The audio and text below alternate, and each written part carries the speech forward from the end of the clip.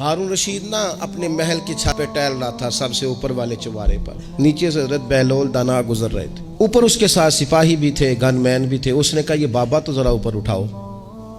انہوں نے ایک ڈولی، ایک ٹوکری سمجھ لیں، اس کو رسیاں باندھ کے نیچے پھینکا۔ نیچے جو سپاہی تھے ان کو کہا کہ یہ بابا جی کو پکڑ کے اس میں بٹھاؤ۔ انہوں نے جبرن تھاما بابا جی کو، اس میں ڈالا، اوپر والوں نے کھینچ لیا۔ 2-3 منٹ لگے۔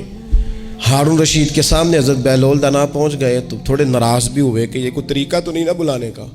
ملاقات ہوئی تو کہا کیوں بلایا؟ کہنے لگا ایک مسئلہ پوچھنا تھا۔ فرمانے لگے بادشاہ ہے نا، تیرے مسئلے پوچھنے کا بھی اپنا ہی انداز ہے، پوچھ مسئلہ۔ کہنے لگا بابا پوچھنا تھا کہ آپ اللہ تک کیسے پہنچے؟ حضرت بہلول دانا چپ کر گئے۔ 2-4 منٹ کے بعد کہنے لگے جس طرح ابھی زمین سے تیرے تک نہیں پہنچا، بالکل اسی طرح ہی پہنچ گیا ہوں رب کریم کی بارگاہ تک، اور وہ بھی جو اس نے کرم فرمایا ہے، ورنہ میں تو نہیں سمجھتا کہ میں پہنچ گیا ہوں، وہ بھی اگر تیری خوش گمانی ہے۔ ہارون رشید کہنے لگا مجھے سمجھ نہیں آئی۔ فرمانے لگے تو بادشاہ جو ہے اتنی جلدی کیسے سمجھ میں آئے گی تجھے بات؟ فرمانے لگے اگر میں تجھ سے ملنا چاہتا نا تو میں ایک درخواست لکھتا، پھر کسی وزیر سے سفارشی سائن کراتا، پھر وہ جمع کراتا، پھر مجھے ٹائم ملتا کہ فلاں دن فلاں تاریخ فلاں ٹائم آ جانا، پھر آ کے میں لائن میں لگتا۔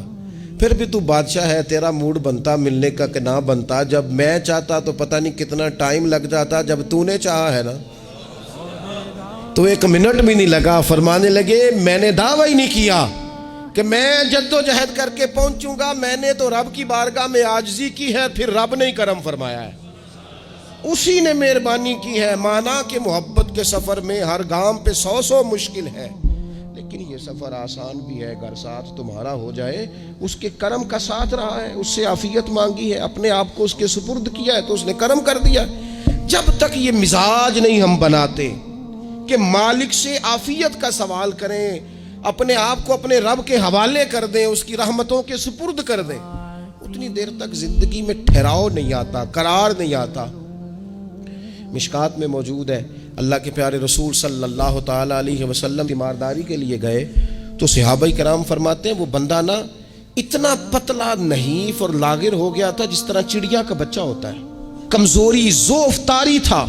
تو محبوب کریم نے اسے دیکھا تو بڑے کریمانہ انداز میں کریم فرمانے لگے تو کوئی دعا نہیں مانگتا، تو عافیت نہیں مانگتا اللہ سے؟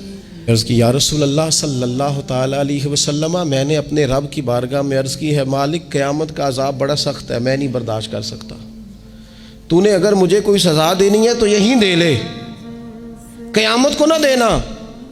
تو کہتے ہیں محبوب فرمانے لگے سبحان اللہ، او خدا کے بندے تو رب کی سزا دنیا میں بھی نہیں سہ سکتا، اللہ سے یہ بھی سوال نہ کر، تو رب سے کہہ ربنا آتنا فی الدنیا حسنتا وفی الآخرۃ حسنتا وقنا عذاب النار۔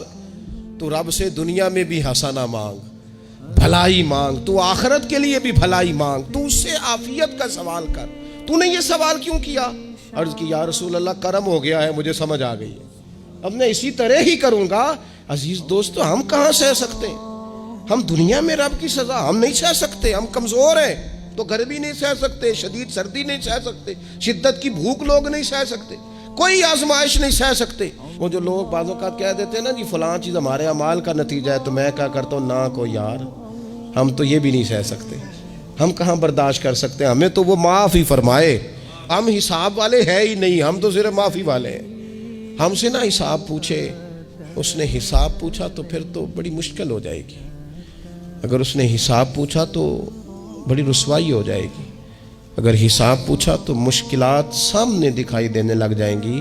ہم سے تو وہ درگزر والا معاملہ کرے، ہم سے تو وہ کہے جا میں نے محبوب کے صدقے تجھے معاف کیا، جا تیرے لیے رحمت اور بخشش والا فیصلہ کیا۔ وہ کوئی سبب اس کی رحمت کسی سبب کو دیکھ لے اور درگزر کر لے۔